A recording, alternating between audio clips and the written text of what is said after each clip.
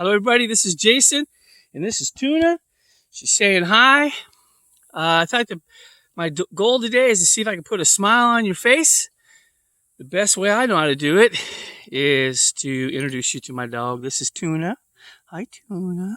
How's it going? Say hi. I have another dog named Fish, of all things, but I think she's playing out in the field. Fish, you around here? She goes and chases stuff.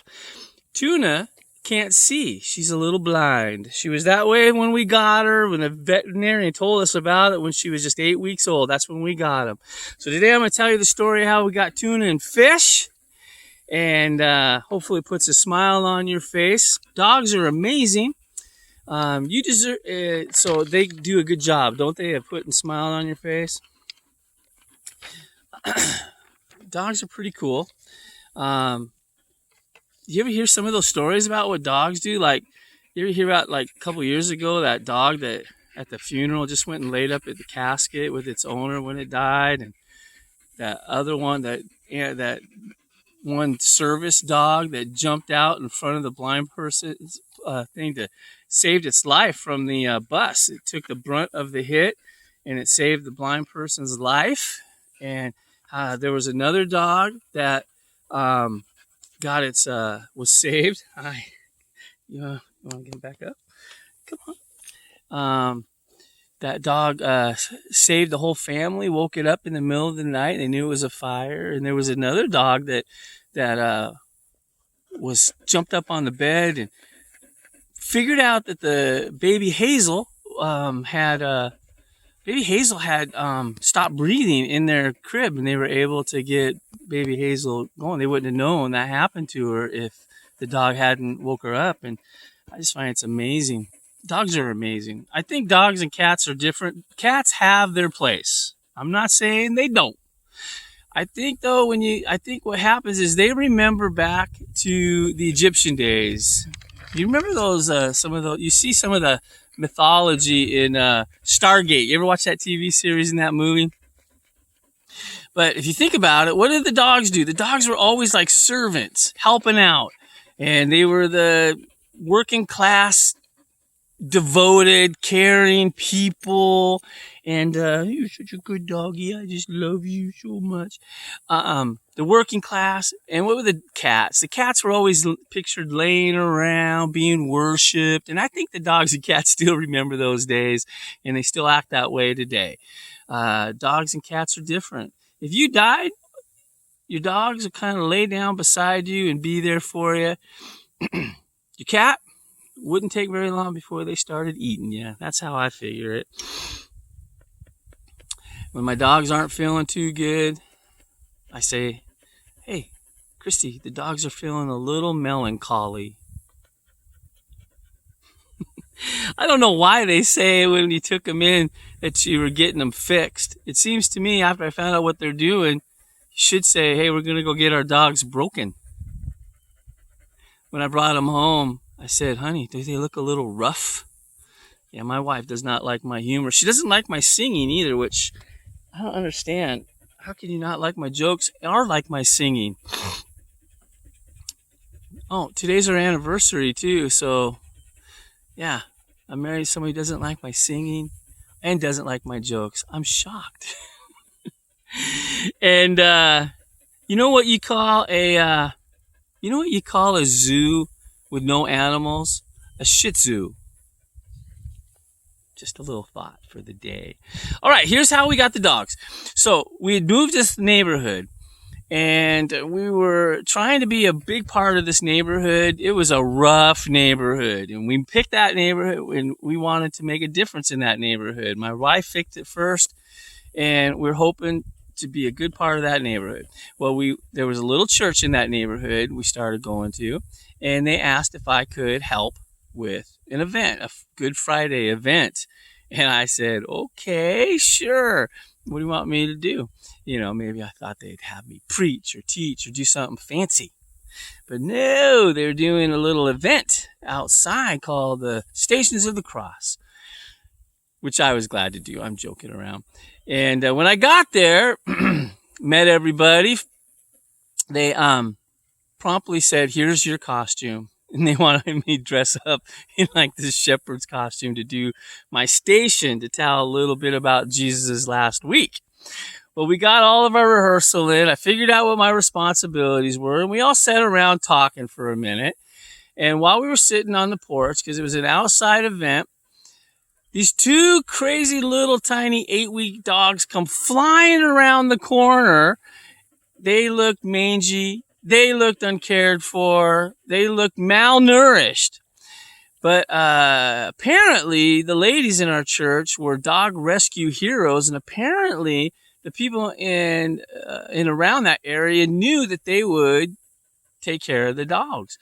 So they promptly jumped into action. They went and got the dogs some food. They went and got them what they had in the pantry, which was tuna and fish, or tuna fish. And so they put that tuna fish in a pie pan, set it down, and those two dogs hit that like a couple of piranhas. I'd never seen anything like it before. They promptly got them another one, and those dogs again hit it. Bam! And so my wife said, I kind of would like to keep those dogs. And I was like, have you thought this through? It's going to change everything. Right now, we got no responsibilities. Everything's going good. She goes, no, I really would. I'm like, okay, fine. And so I said, what do you want to name them? And she wanted to name them after the food there. So she named one dog Tuna and one named Fish. And I'm like, sure, you don't want to name them like Killer and Spike? And she said, no, this will work good.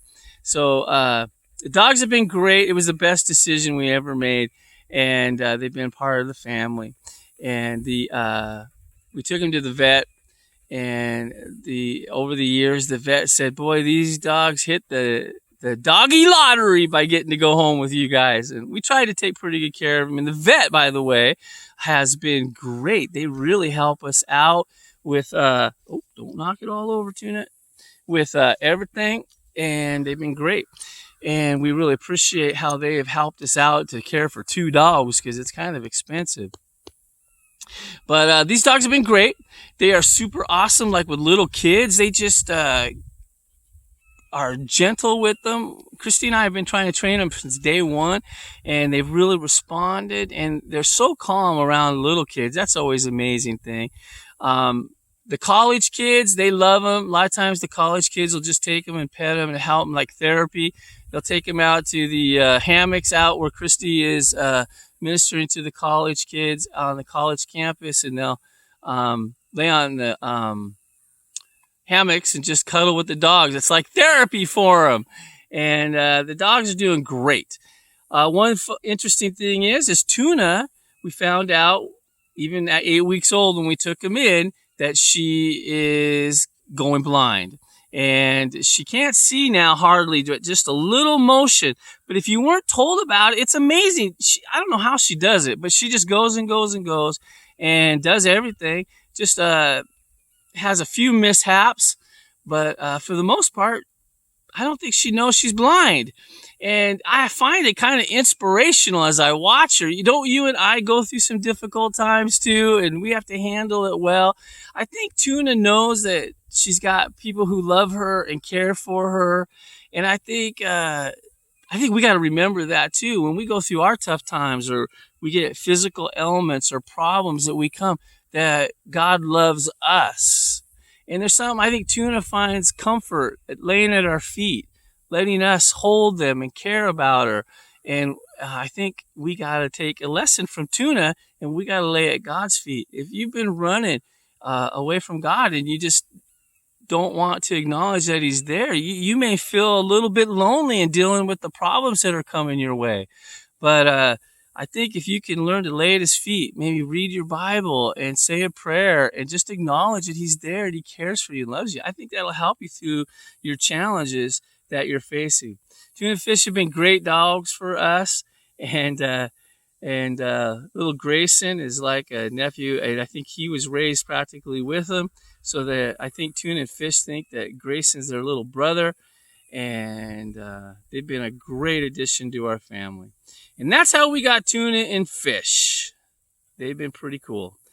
And we take them out running, and Fish is like lightning. You should see her run. We'll take her out. We have to take them out a couple times a week out to a refuge. It has these gravel roads because they're big, strong dogs, and walking them's nice.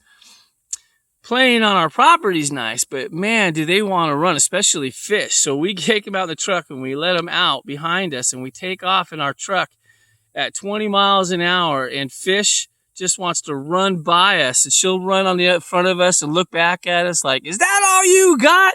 It's amazing how fast she can be. Her muscles just explode in her chest when she does it. But Tuna and Fish brought us a lot of happiness, and I hope today they brought you a lot of happiness. Tuna, you want to come up and say goodbye? Come here. Up. Come on, say goodbye. There you go. Up. There you go. Oh, look at that. See? You want to see? Look into the mirror. You can't hardly see it, can you? Look. There you go. Up. That's my dog. That's my doggy. That's Tuna. Oh, I love you, Tuna. But I don't know where Fish is. Fish is out playing somewhere. Out chasing rabbits mostly. All right. Take care. The world's a good place. We have a God who loves us. I hope this put a smile on your face because you deserve it.